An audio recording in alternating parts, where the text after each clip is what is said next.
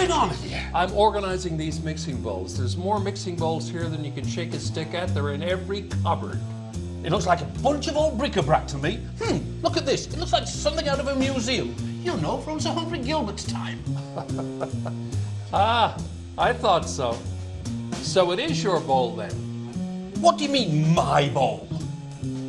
Well, didn't you come over on the boat with Sir Humphrey? Yum, yum, yum, yum, yum, yum, yum, yum, yum, yum, yum, yum.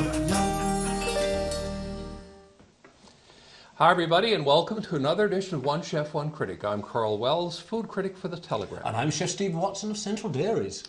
Well, Steve, since we've got all of these mixing bowls here, how about giving us a tip on mixing bowls? Karl, when you buy a bowl, buy the biggest one you can. Because when you're making cookies or tossing a salad, you can't mix them in a small cereal bowl, so to speak. So buy the biggest one you can, and you can really get in there and do all your baking and things like that. You've got the mother of all mixing bowls I there. certainly do, Karl, yes. I feel like I'm in the land of the giants.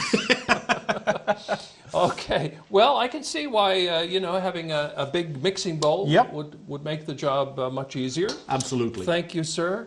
Coming up in the program today, our guest is Keith Power, one of the dynamic performers at Spirit of Newfoundland Productions. And what are we making with Keith? We're going to be making a Greek chicken pasta bake. And Chef Tony Velinov is with us, and he's going to be preparing a seafood appetizer. Stay tuned. For a complete listing of One Chef One Critic recipes, wine lists, and more, check out our website. Let us know what you think of the show at 757-9600. And we have been joined by the dynamic Keith Power. Great to have you. Thank you. Great to be here. Dynamic, I like it. Great to see you. Yes, you as well. And now we're going to see if you've got some culinary chops here. I'm sure we know you've got the got acting many and singing talents, ones. I know. Yeah, I don't know about that, but we'll see. I'm here to help. So what we're going to be making today is a Greek chicken pasta bake. Great. So we've got some peppers, we've got olives, and of course we've got some chicken thighs, some onions, and some spinach we'll put in there. So let's get cracking. We'll put a little bit of oil in there. I'm going to get Karl to carry on stirring the penny, and he's going to be doing some garlic bread as well. Garlic bread, okay. Absolutely. So I'll just put a bit of the chicken in there for a start. Excellent. And I'll get you to stir and all that kind of good stuff, and then we'll season. There we go. I'll give you the wooden spoon there. I can stir, I can stir. You can stir. We'll do a little bit of seasoning, salt and pepper, and then we'll add all our other ingredients as well as we go along. So there we go. Perfect. It's hot. You're okay there, Karl? No problems there? I'm fine. Yeah, I'm fine. So Keith, are you a natural born performer? When you were a little boy, did you put on shows for your parents, that sort of thing? Interestingly enough, I don't think so. Oh. Nothing to set in stone. Like in school, I was never never in acting classes or anything. Oh, okay. No, until I think I got a late bloomer. I was a late bloomer. I was a late bloomer. I got the bug in high school. Ah. Yeah, so I joined up and did a few plays in high school, and then, you're at that point where you don't know what you want to do, and I went to study acting. Good for you. And that's where it kicked off. So I should ask you about that. You went to O'Donnell High School in Mount Pearl. I did. I'm from Mount Pearl. Proud to be from Mount Pearl. Absolutely. I'll never Being the town crier yes, and all yeah. that. Yes, yes. Oh, God, here I am. I'm outnumbered already. Rightly so, rightly so. Two Mount Pearlians. To Mount Pearl. We make Mount Pearl look good, though, Karl. Yeah. Onions in there. Yeah. From what you're telling me, then, they had a pretty good arts program at O'Donnell. Yeah, they did. I mean, there's two main high schools. You had senior high, of course, with the Etc. Productions, which is still going strong. Yeah. So those are our rivals, but we still help each other out. We did a production every 2 or 3 years. But the productions were quite large. Yeah. Yeah. So that would have been what we call musical theater, I guess. Of course, yes. Okay. Kickstarted my career. Yeah, Exactly. for sure. But now you went on to study acting, didn't you? I did. So I went to Grenfell and I did the acting program, which I learned a lot. Mostly straight theater, Shakespeare. But you learn a lot of technique when it comes to breathing and vocal exercises. Right. It wasn't until after university when I really decided that music was where I wanted to go. Okay. So you then started the musical career, which I assume you didn't really get into at Grenfell. Right. So how did that kind of come about? I mean, how did you decide, well, straight acting is not for me, I want to include some music in the mix? Yeah. How did that happen? It was just, I guess I just got back into town, and I was young and eager, so I just started auditioning, and I auditioned for everything, really. And I think my first big one was with Tada Events, White Christmas. Oh, Terry Andrews. Yeah, Terry Andrews, Okay. Yeah, Terry's been a big supporter of mine, casting me in their nice few shows. Yeah. So yeah, I just auditioned for that, and I auditioned for a couple of other things. I got to work with Peter Halley in Annie and Grease, Theatre St. John's Productions. Yeah. And he saw me and took me under his wing, and that's where I am today. You've never looked back. And I've never looked back. No. I'll get you to turn this one up as well, Karl, please. Oh, turn it up. Yeah. Okay. Put it on as high as we can get it. There. You're doing good over there with that bread, though. Yeah, actually, I think what we need to do is put on 2 rings instead of the 1 there. That will help us out, yeah, Okay. indeed. Yeah. Nice. So for a while, I know, Keith, you were singing with the Cantus Folcom Chamber Choir. Yeah. And now their repertoire is kind of, well, tending towards the more serious type music, classical Definitely. kind of.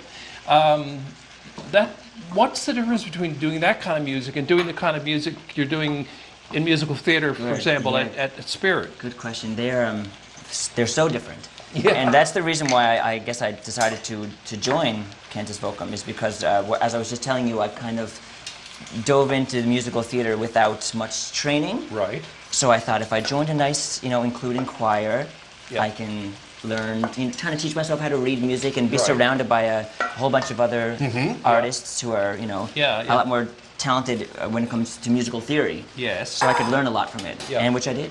So I learned. So it did help. Of course, it did help. Now time is hard to commit to an evening every week. That's right, and that's the kind of music you really have to practice, and be very dedicated to, I guess. How am I doing? You're doing fantastic. As you can see, we've got our chicken in there. We've got some black olives, Kalamata olives. They're already pitted. We've got some onions, some peppers. We're now going to add some chopped tomatoes. Smells fantastic. And some tomato sauce as well. Okay, we put that in there. And when our rotini's ready, we're going to get the rotini and mix all that in. Nice. And then we're going to put it into our casserole. And what I just did here, I've got some breadcrumbs. I mixed that with butter and a little bit of feta cheese and some mozzarella as well. And then we'll put all that over the top, and then we're going to bake that into the oven. Sounds great. Keep going? Absolutely. Keep going. Keep stirring. This pasta looks pretty good. So how many productions have you done with Spirit of Newfoundland now? Oh my gosh, Spirit of Newfoundland. Well, I've been there for 5 years. So I've done at least 5 Christmas shows. Wow. Which are, crazy, like 40 to 50 nights each in a row. And then ABBA, Skeets, Celtic, Party, Where Wednesday Stood, at least 8 more. Plus 5 Christmas. You have to keep them all in your head. Yes. It's like juggling. Come out on stage, you get it. I'm very fortunate to say that there's only been one occasion where I've showed up to the theater knowing that I have a show, and I had to ask our stage manager, Adam, what show is it we have right now? And I didn't know. How fortunate is that? Yeah, right? exactly. So I just, I look at my shirts and I go, I got to wear the red. Okay. And here we go. It's a nice problem to have. I'm going to leave because I'm going to see if we can get a wine to go with this. We'll that take care pasta needs to be drained. Yeah, we'll take I'll care leave of that all that. to you. We'll take care of that. And don't allow my bread to burn. I We won't. Now I got to juggle everything. Yeah, no, this is the most I've ever given him to do, and I don't know, he did all right, that's for sure. He did all right. He did all right. Howdy, Greg. Hey, Karl. So, for Dialogue Wine's consideration today, we have a chicken pasta bake. Al forno, done in the oven. And it's got, chicken, obviously, pasta, and a lot of black olives. So, what would you suggest? Well, the dish sounds to me to be a little bit Mediterranean in Very style. Mediterranean, I think, yes. So I think that we can go with a white or a red, pending. And, the old saying, if it grows together, it goes together. So I picked 3 wines from in and around that region to go with your dish today. The first wine's Sicilian, and it's called Pirato. And it's a Catarratto and Pinot Grigio blend. Catarratto being a grape native to Sicily. Pinot Grigio, obviously very popular in Italy, but again, it's Sicilian. It's an organic wine as well, might be important to note to some people. Anyhow, Pirato, light, zesty, tropical profile, as it's from the Mediterranean. Right. The second wine is called, from Domaine Lafarge, and this is from the south of France, the Côte de Roussillon, to be specific. It's made mostly of Grenache Blanc. It's more of a full flavored, citrusy styled wine. It has good weight on the mid palate. It's a personal favorite of mine.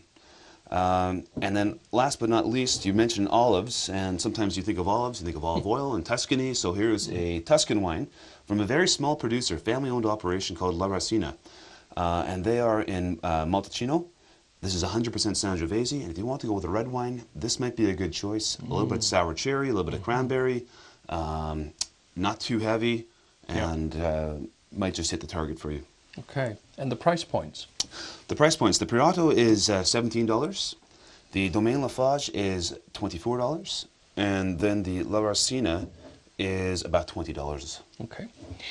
I like what you had to say about if it grows together, it goes together. So I'm going to pick this one. Okay. And also, I think, you know, the olives in this dish might make this the perfect choice. Wonderful. Good choice. In my opinion. Okay, good. Thank you. Thank you, Karl. Now look at our beautiful pasta bake there, our Greek pasta bake. We'll just take our last portion out, pop it onto the plate like so.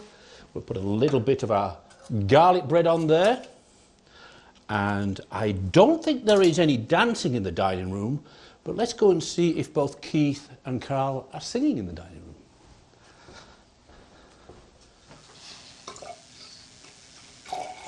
room. Some wine to go with this pasta bake. Yes. Have a taste.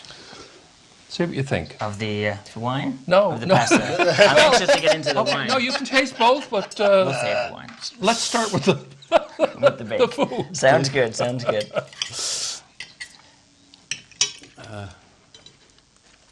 I suppose I should try it too. Yeah, just a little bit. Nice. Yep. Goes right through. Fantastic. Yep. Perfect. Lots of flavor there. Yep. Yeah. I think it was all in the stirring. Yeah, I think It was indeed. Absolutely. And wait till you taste that garlic bread. Yeah. Or that, it is garlic bread. Did you have garlic in the butter? I did indeed. Okay. Nice.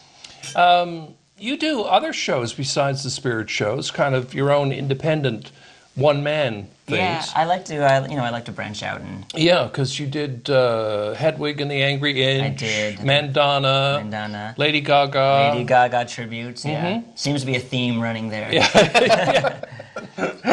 You like to be in drag. Well, you know, I think drag likes to be on me. Maybe. I don't know. But you look good in drag. Oh, thank you. Me, on the other hand, or Steve, It's a different story altogether. I don't know. I can picture you in a frock. With a nice blouse. Bring it on, bring it on. I'm always open to guest performers. But seriously, what's that like? That must be a diversion for you when you do shows like that. From what you're doing, you know. It's kind of like wearing a mask in the fact that you can, you put on this character and you put on this face and you can do whatever you want. Yeah. And you're a different person. Yeah. So that's why I think they're so successful. Yeah. Now, to get a little bit serious. Yeah. You were involved in the show that Spirit did, Where Once They Stood. Of course. And I think you actually took part in the writing of that show. I did, yeah, that was... That's very heavy material, isn't it? I mean, how was that, working on that project? It was amazing when Peter approached me. It was my first writing endeavor. Myself and Peter Halley and John Williams wrote for that one. And it took so much research and so much, strength and detail to just understand what they might have gone through. And so it was a very humbling experience to get that and to find the lighter sides, because Spirit, you need to have the musical comedy. So to balance the comedy with the drama, it was hard, but it was rewarding. Yeah, I imagine it must be something. Well, we love watching you on stage. You've got one of the most expressive faces I've ever seen on stage, and you're a delight to watch. Oh. And a real ball of energy. And Too bad there's not more time for you to go on. Here's to you, and may we continue Cheers, to Keith. enjoy your performances, Thank you Keith very Power. much. Thank you. Coming up next, Tony Velinov's going to be with us, and he's going to be making an appetizer featuring seafood, so stay tuned. Well, Mama Soula's in St. John's is one of our long-standing restaurants. It has changed ownership, though, recently, and it's still a Greek restaurant, but I think there are probably some other flavors and influences kind of melding in there, and that's because the owners and operators of the restaurant these days are Vanya Velinova and Tony Velinov, who are originally from Europe, Bulgaria specifically. So I think maybe you're seeing a little bit of change there, not too much to, upset the loyal patrons of the past, but maybe something a little bit more interesting for some of the folks who aren't that familiar with the restaurant. And it's great to have you on the show. And I thought for sure you'd be doing a dessert because you're such a fantastic chocolatier, but you're going savory on us today. Well, I left all the dessert and the sweet parts to my lovely wife. And, Because she's much sweeter than you as well. Oh, yes, of course. I was calling myself a pretty face of the business, but actually it turns out she's the one. That's right. Exactly.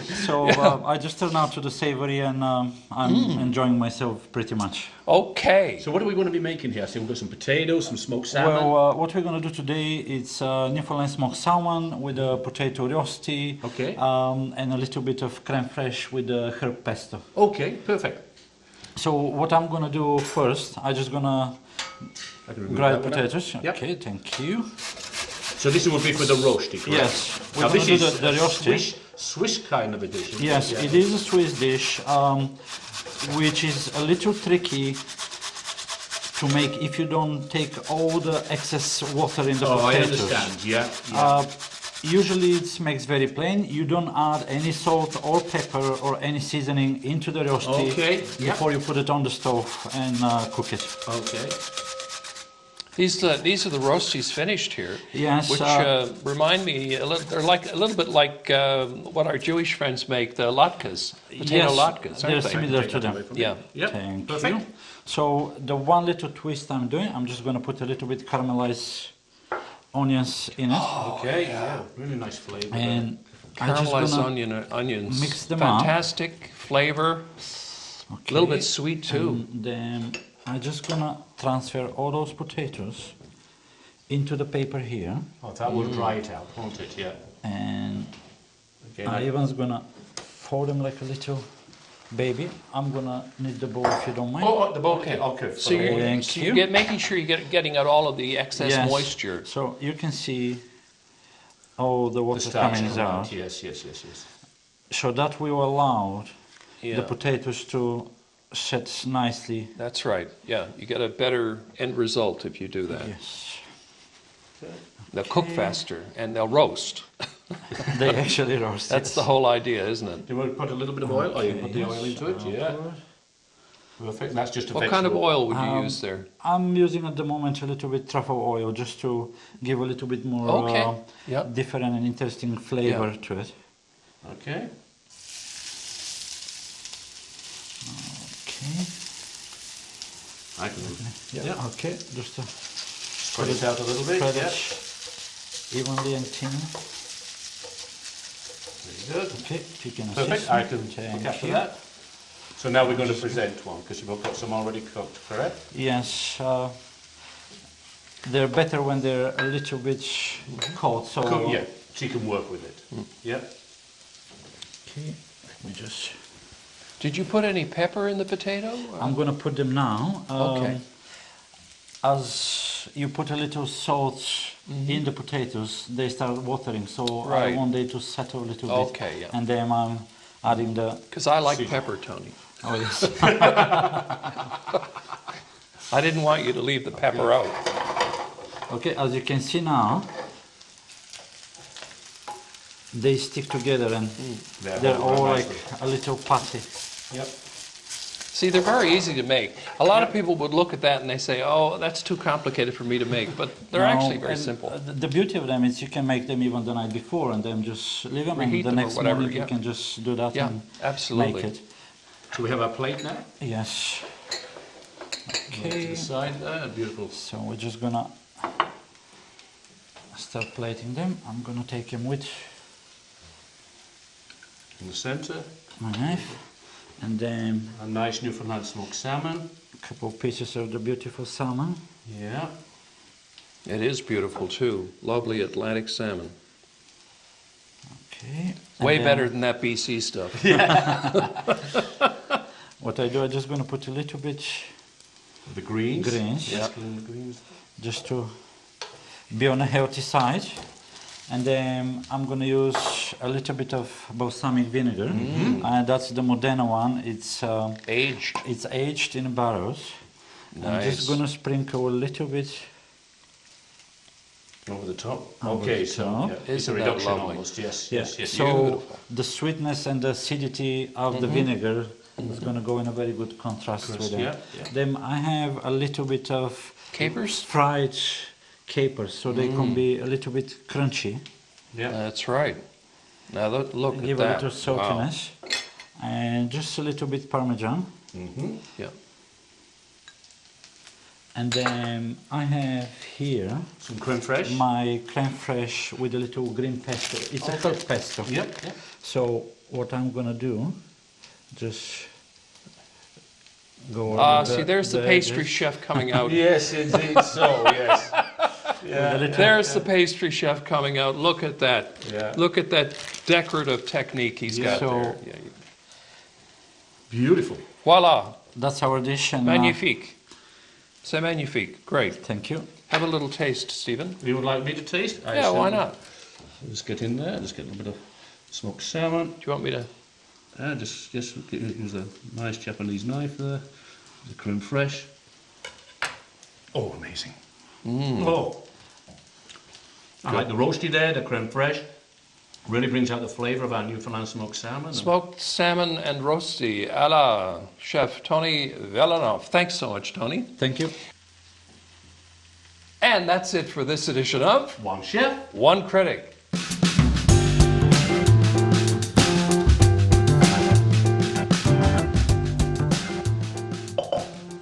What's going on here?